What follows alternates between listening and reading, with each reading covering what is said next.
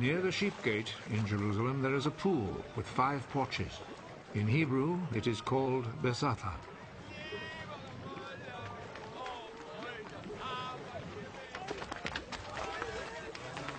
A large crowd of sick people were lying on the porches. The blind, the lame, and the paralyzed.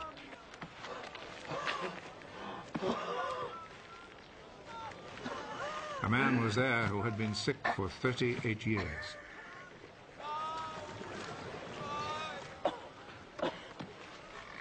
Jesus saw him lying there, and he knew that the man had been sick for such a long time.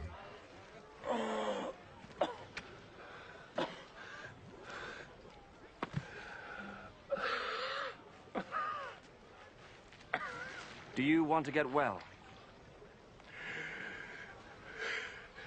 Sir, I don't have anyone here to put me in the pool when the water is stirred up. While I'm trying to get in, somebody else gets there first.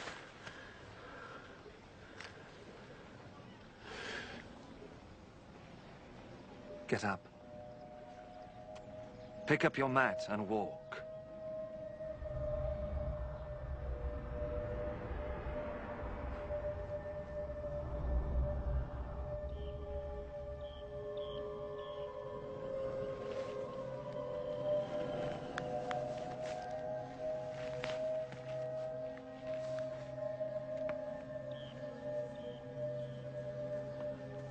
Immediately, the man got well.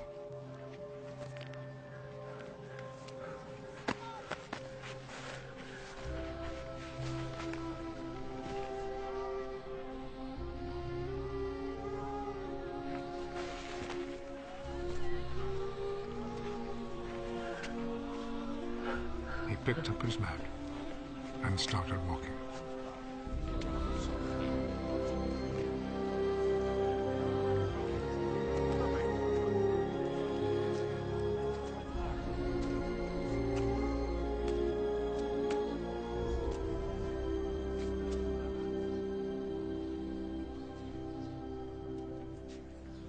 The day this happened was a Sabbath, so the Jewish authorities told the man who had been healed, "This is a Sabbath, and it is against our law for you to carry your mat." The man who made me well told me to pick up my mat and walk.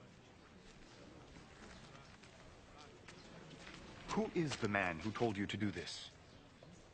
But the man who had been healed did not know who Jesus was, for there was a crowd in that place, and Jesus had slipped away. Afterwards, Jesus found him in the temple. You're well now. So stop sinning, or something worse may happen to you.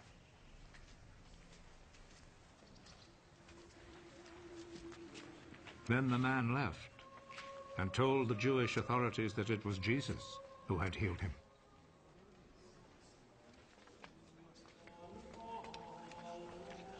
So they began to persecute Jesus because he had done this healing on a Sabbath. Jesus answered them, My Father is always working. And I too must work. This saying made the Jewish authorities all the more determined to kill him. Not only had he broken the Sabbath law, but he had said that God was his own Father, and in this way had made himself equal with God. So Jesus answered them, I tell you the truth. The Son can do nothing on his own. He does only what he sees his Father doing. What the Father does, the Son also does.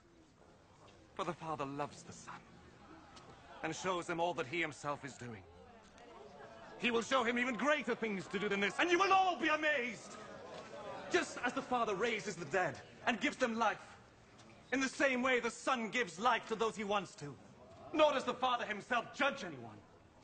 He has given his Son the full right to judge, so that all will honor the Son in the same way as they honor the Father.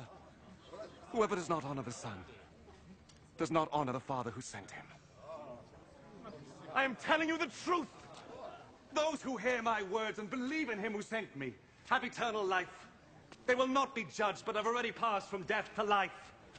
I am telling you the truth. The time is coming. The time has already come when the dead will hear the voice of the Son of God. And those who hear it will come to life. Just as the Father is himself the source of life. In the same way, he has made his Son to be the source of life. And he has given the Son the right to judge because he is the Son of Man. Do not be surprised at this. The time is coming when all the dead will hear his voice and come out of their graves. Those who have done good will rise and live. And those who have done evil will rise and be condemned. I can do nothing on my own authority. I judge only as God tells me, so my judgment is right. Because I am not trying to do what I want, but only what he who sent me wants. If I testify on my own behalf, what I say is not to be accepted as real proof. But there is someone else who testifies on my behalf. And I know that what he says about me is true. John is the one to whom you sent your messengers. And he spoke on behalf of the truth. It is not that I must have a human witness. I say this only in order that you may be saved. John was like a lamp, burning and shining. And you were willing for a while to enjoy his light. But I have a witness on my behalf, which is even greater than the witness that John gave. What I do, that is the deeds my Father gave me to do. These speak on my behalf and show that the Father has sent me. And the Father who sent me also testifies on my behalf. You have never heard his voice or seen his face. And you do not keep his message in your hearts, for you do not believe in the one whom he sent. You study the scriptures because you think that in them you will find eternal life. And these very scriptures speak about me, yet you are not willing to come to me in order to have life. I am not looking for human praise, but I know what kind of people you are. And I know that you have no love for God in your hearts. I have come with my Father's authority, but you have not received me. When, however, someone comes with his own authority, you will receive him. You like to receive praise from one another, but you do not try to win praise from the one who alone is God. How then can you believe me? Do not think, however, that I am the one who will accuse you to my Father. Moses, in whom you have put your hope, is the very one who will accuse you. If you had really believed Moses, you would have believed me, because he wrote about me. But since you do not believe what he wrote, how can you believe what I say?